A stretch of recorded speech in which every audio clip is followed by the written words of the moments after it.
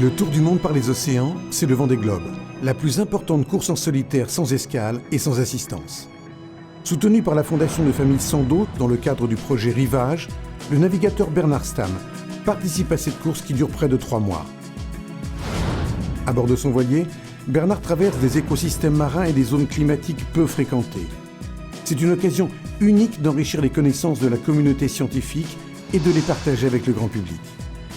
En collaboration avec Océanopolis Brest, Rivage vous invite à découvrir une autre actualité de cette course autour du monde.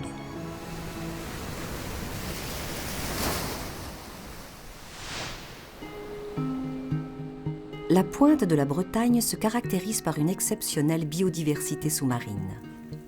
Plus de 800 espèces d'algues servent d'habitat, de nourriture et de support à un grand nombre d'organismes marins.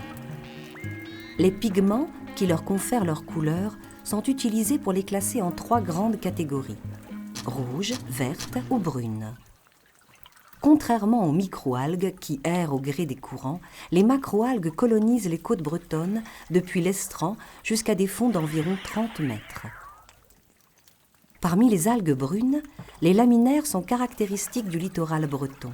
Elles forment des forêts sous-marines dont la masse de matière vivante peut atteindre 100 tonnes à l'hectare. Chaque année en France, 40 à 60 000 tonnes de laminaires sont récoltées par les bateaux goémoniers.